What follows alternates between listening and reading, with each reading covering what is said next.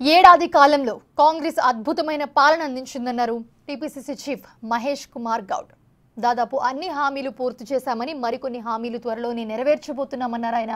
ఈ 5 ఏళ్లే కాదు, రానున్న 10 నుంచి 15 ఏళ్లు అధికారంలో ఉంటామని, విప్లు, ఎమ్మెల్సీలు, నామినేటెడ్ పోస్టుల విషయంలో సామాజిక న్యాయాన్ని పాటించామన్నారు. తెలంగాణ తల్లి విగ్రహం, షాద్నగర్ ఎమ్మెల్యే వివాదాస్పద వ్యాఖ్యలపై కూడా స్పందించారు మహేష్ కుమార్ గౌడ్. గ్రేటర్ ఎలక్షన్స్ లో సత్తా చాటబోతామంటున్న మహేష్ కుమార్ గౌడ్ తో మా ప్రతినిధి హేమ ఫేస్ టు ఫేస్. ఏడాది పాలన, రానున్నటువంటి 4 ఏళ్ల ప్రణాళిక, తాజా రాజకీయాలు, వీటన్నిటిపైన మనతో పాటు మాట్లాడడానికి టీపీసీసీ చీఫ్ మహేష్ కుమార్ గౌడ్ ఉన్నారు. మాట్లాడదాం. ఆర్థికంగా ఎన్నో ఇబ్బందులు ఉన్నప్పటికీ కూడా విజయవంతంగా 1 ఇయర్ గవర్నమెంట్ కంప్లీట్ చేశారు. ఇప్పుడు ఆర్థిక పరిస్థితులు ఎలా ఉన్నాయి? పాలన గాడిన పడినట్లేనా? పోయిన సంవత్సరం డిసెంబర్ 7న మా క్యాబినెట్ ప్రమాణ స్వీకారం చేసింది ముఖ్యమంత్రిగా రేవంత్ రెడ్డి గారు, బట్టి విక్రమార్క ఉప ముఖ్యమంత్రిగా, చాలా సీనియర్ మంత్రులుగా. ప్రభుత్వాన్ని, ప్రజల సంక్షేమాన్ని ఒక పద్ధతి ప్రకారం నడపడం, పోయిన బీఆర్ఎస్ 10 ఏళ్ల పాలనలో జరిగిన విధ్వంసాన్ని గాడిలోకి తీసుకురావడం డిసెంబర్ 7నే అంకురార్పణ జరిగింది. సంవత్సర కాలంలో చాలా పెద్ద ఎత్తున గత ప్రభుత్వంలో జరిగినటువంటి విధ్వంసకరక పాలన నుంచి పునర్వికాసం వైపు ఈ సంవత్సరం పొడుగున అడుగులు వేయడం జరిగింది. దాంట్లో భాగంగానే వారు 10 సంవత్సరాల్లో చేయలేనటువంటి అభివృద్ధి, అది ప్రాజెక్టుల విషయంలో కావచ్చు, ఉద్యోగాల విషయంలో కావచ్చు, సంక్షేమ విషయంలో కావచ్చు, విద్య వైద్య రంగం కావచ్చు, వ్యవసాయ రంగం కావచ్చు, కాంగ్రెస్ మార్కు పాలన కనబడుతుంది మీకు. ఎందుకు కనబడుతుంది అంటే, వ్యవసాయానికి వచ్చినప్పుడు వ్యవసాయ కుటుంబాలు ఏ రకంగా బాధపడి మనం చూసాం. ఇవాళ రైతు రుణమాఫీ విషయానికి వస్తే వాళ్ళు 10 ఏళ్లలో విడతలు వారు ఇచ్చినటువంటి సొమ్ము కన్నా మేము 9 మాసాలు ఇచ్చినటువంటి సొమ్ము ఎక్కువ. 10 ఏళ్ల కాలంలో వారిస్తే సంవత్సర కాలంలో అంత ఇవ్వగలిగినాం. ఉద్యోగాల విషయానికి వచ్చినప్పుడు కూడా వాళ్ళు 10 ఏళ్లలో 50,000 ఉద్యోగాలు ఇవ్వలేని పరిస్థితి. మేము 11 మాసాలు 50,000 ఉద్యోగాలు ఇచ్చాం. ఈ నెల కూడా ఒక 7-8 వేల ఉద్యోగాలు ఇవ్వగలిగినాం. అంటే ఈ రోజు వరకు 56,000 చిల్లర ఉద్యోగాలు ఇవ్వగలిగినాం. ఎప్పుడు ఇది? సంవత్సర కాలంలో. వారు 10 ఏళ్ళు ఇవ్వలేకపోయారు. సో ఇది వ్యత్యాసం. గత విధ్వంసకర పాలనకి, ఇది నిజమైన ప్రజాపాలనకి ఇది తేడా కనబడుతుంది. సంక్షేమ విషయంలో కూడా మహిళలు ఇవాళ దాదాపు 1,25,00,000 మంది ఉచితంగా బస్సులో ప్రయాణించగలిగినారు. ఇది ప్రపంచ చరిత్ర, భారతదేశ చరిత్రలో ఇది మేలురాయి. కర్ణాటక రాష్ట్రంలో కాంగ్రెస్ పార్టీ ఉంది, అక్కడ కానీ ఇక్కడ కానీ మహిళలకు ఉచితంగా బస్సులో ప్రయాణం చేసే 72 అవకాశం కాంగ్రెస్ పార్టీ ఇవ్వగలిగింది. దాన్ని సద్వినియోగం కూడా చేసుకున్నారు. 200 యూనిట్ల లోపు కరెంటు కాలితే ఉచితంగా కరెంట్ ఇస్తూ ఉన్నాం. ఇవాళ కొన్ని వేల కుటుంబాలు ఆ సదుపాయాన్ని ఉపయోగించుకునే పరిస్థితి. ఇలా 1300, 1400 గ్యాస్ సిలిండర్ ఉంటే 500 సిలిండర్ వస్తూ ఉంది గృహిణికి. ఎట్లా వస్తూ ఉంది అది? మిగతా 800 రూపాయలు కేంద్ర ప్రభుత్వానికి రాష్ట్ర ప్రభుత్వం, కాంగ్రెస్ ప్రభుత్వం ఇస్తూ ఉంది. కిషన్ రెడ్డి గారిని గొప్ప మాటలు చెప్తారు, ఒక 5 రూపాయలు డిస్కౌంట్ కూడా ఇవ్వట్లేదు. వారు ఇవాళ తెలంగాణ కోసం మాట్లాడుతూ ఉన్నారు. సో ఇలా చెప్పుకుంటూ పోతే చాలా రకాల అభివృద్ధి కార్యక్రమాలు. విద్యాపరంగా చూసుకుంటే అటకెక్కించినారు 10 ఏళ్ల కాలంలో. విద్య, వైద్యం, కొన్ని ప్రైవేటు ఆసుపత్రులు పెంచి పోషించినారు తప్ప ప్రైమరీ హెల్త్ కేర్ సెంటర్ నుంచి వాళ్ళ హైదరాబాద్ నిమ్స్, ఉస్మానియా, గాంధీ వరకు మెరుగైన సదుపాయాలు కలగజేసి నాణ్యమైనటువంటి వైద్యాన్ని ఇవ్వగలుగుతూ ఉన్నాం.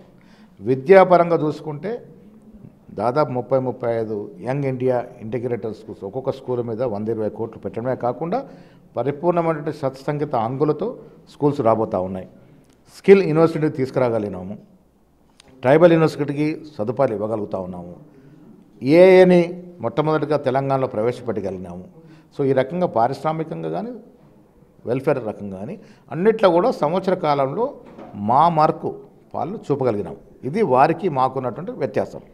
6 గ్యారెంటీలు కాదు, 66 అబద్ధాలు అంటున్నారు. మీ ఎన్నుకున్నటువంటి 6 గ్యారెంటీలో ఎన్ని నెరవేర్చారు అంటే ఏం చెప్తారు? 6 గ్యారెంటీల్లో మెజారిటీ అంశాలు మేము నెరవేర్చగలిగినాం. అన్నీ ఇచ్చాము అని కేసీఆర్ లాగా అబద్ధాలు ఆడము.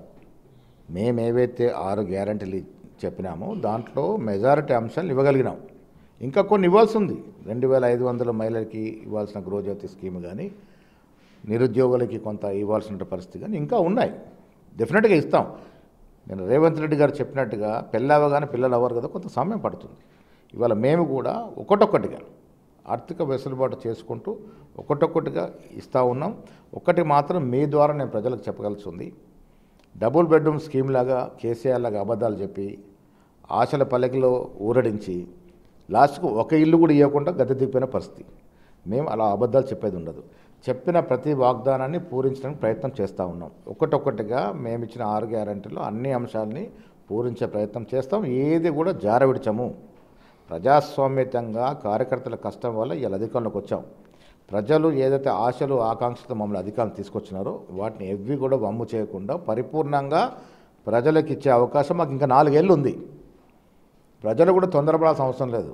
కేసీఆర్ లాగా బీఆర్ఎస్ లాగా లేనిపోని మాటలు చెప్పి ఆశల పల్లెకలో ఊహించి ఫలాయనం చిత్తగించే పరిస్థితి కాంగ్రెస్ పార్టీకి ఉండదు. ఇచ్చిన ప్రతి వాగ్దానాన్ని ఆర్థికంగా నిర్బంధం ఉంది కాబట్టి కొద్ది వెనకైనా ముందైనా అన్నిటి కూడా పూరిస్తాం. ప్రభుత్వం చేసిన పనుల కంటేనే ప్రతిపక్షం చేస్తున్నటువంటి కౌంటర్స్ ఏవైతే ఉన్నాయో వాటికి ఎక్కువ ప్రాధాన్యం ఇస్తున్నట్టు కనిపిస్తుంది. దీని మీద ఏమంటారు? ప్రతిపక్షాలు అనవసరం రాద్ధాంతం చేసి లేనిపోని మాటలు మాట్లాడి ప్రజల యొక్క అటెన్షన్ని డైవర్ట్ చేసే ప్రయత్నం చేస్తూ ఉన్నారు. ఇవాళ సంవత్సరం కాలంలో తెలంగాణ ప్రజలు చాలా వివేకవంతమైన వాళ్ళు. వారికి అర్థమవుతూ ఉంది కదా ఏ రకమైన అభివృద్ధి జరుగుతుంది. 10 ఏళ్ళలో ఎంత డిఫరెన్స్ కనబడుతుంది కదా. నిర్బంధ పాలన జరిగింది. కేటీఆర్ నియోజకవర్గంలో ఇసుక లారీలతో పిల్లల్ని తొక్కిస్తే అడిగిన పాపన పోలే. విజిట్ చేయడానికి మీరా కుమార్ గారు వెళ్తే కూడా అవకాశం ఇలాంటి ప్రభుత్వం. ఎన్నిసార్లు మేము హౌస్ అరెస్ట్లేమో లెక్కలేని సార్లు రేవంత్ రెడ్డి గారు కానీ కాంగ్రెస్ నాయకులందరూ కూడా ఇవాళ ఆ నిర్బంధం నుంచి విముక్తి రాగలిగింది. ఇవాళ స్వేచ్ఛగా హరీష్ రావు మాట్లాడగలుగుతున్నాడు, కేటీఆర్ మాట్లాడగలుగుతున్నాడు, కౌశిక్ రెడ్డి అడ్డమైన భాషలో మాట్లాడగలుగుతున్నారంటే ఎవరిచ్చిన స్వేచ్ఛ? కాంగ్రెస్ ప్రభుత్వం స్వేచ్ఛ ఇస్తుంది కాబట్టి. ధర్నా చౌక్ సజావుగా నడుస్తూ ఉంది. మీరు ధర్నా చౌక్ని ఎత్తేశారు, సజావుగా నడుస్తూ ఉంది. ప్రజాస్వామిక స్వేచ్ఛ కాంగ్రెస్ పార్టీ ఈ రాష్ట్రంలో ఇచ్చింది కాబట్టి ప్రజలు కానీ అధికారులు కానీ మంత్రులు కానీ స్వేచ్ఛగా పనిచేయగలుగుతున్నారు. కొంతమంది మంత్రులు ఎమ్మెల్యేలు వాళ్ళ వ్యాఖ్యల వల్ల ప్రభుత్వానికి ఎంతో ఇబ్బంది వస్తుంది, చెడ్డ పేరు తెస్తుందని చెప్పుకోవచ్చు. సో ప్రీవియస్గా కొండా సురేఖ కానివ్వండి, రీసెంట్గా శంకర్ కానివ్వండి, వాళ్ళపైన ఎలాంటి చర్యలు తీసుకుంటారు అలాంటి వారి మీద? కాంగ్రెస్ పార్టీ అన్ని కులాలని, అన్ని మతాలని, అన్ని ప్రాంతాలని సమానంగా చూసే లౌకికవాద పార్టీ. వ్యక్తులుగా ఏ కులం వారని ఇంకో కులం గారి గురించి మాట్లాడితే కాంగ్రెస్ పార్టీ దాన్ని సమర్థించదు, సర్టిఫై చేయదు. దానికి అనుగుణంగానే గతంలో సురేఖ గారిని కూడా సంజయ్ అడగడం వారు వెనక్కి తీసుకోవడం జరిగింది. నిన్న శంకర్ గారికి కూడా వివరణ ఇవ్వాల్సిన కోరడం జరిగింది. వారు ఇవాళ వివరణ ఇస్తారని చూద్దాం. తెలంగాణ తల్లికి కిరీటం లేదు, చేతిలో బతుకమ్మ లేదు, తెలంగాణ తల్లి కాదు కాంగ్రెస్ తల్లి అని కేటీఆర్ అంటున్నారు. ఏం చెప్తారు దీని మీద? తెలంగాణ తల్లి నిజ స్వరూపం చూస్తే మీ కళ్ళు చెదిరిపోతాయి. మీకు ఎప్పుడు కూడా టీఆర్ఎస్ ఆలోచన ఆ దొరల పాలన మీ మధ్యలో ఉంది కాబట్టి మీ కళ్ళు బైర్లైపోయి కనబడతలేదు. మీరు రేపు చూడబోయే తెలంగాణ తల్లి ఉద్యమం నుంచి వచ్చినట్టుగా తల్లిగా, ఉద్యమ పిరికిల నుంచి బయటకు వచ్చిన తల్లిగా, స్వచ్ఛమైనటువంటి తెలంగాణ సంస్కృతిని ప్రతిబింబించే విధంగా నిజమైన తెలంగాణ ఆడపడుచులాగా ఉండబోతూ ఉంది. మేము దొరలాగానో దాన్ని తీర్చాలనుకోవట్లేదు. ఎందుకంటే దొరసాన్ల పాలన నుంచి విముక్తి ఇచ్చి మా పాలన తీసుకొచ్చినారు. నిజమైన తెలంగాణ సంస్కృతి అడ్డం పట్టే విధంగా తెలంగాణ తల్లి విగ్రహం ఉండబోతూ ఉంది.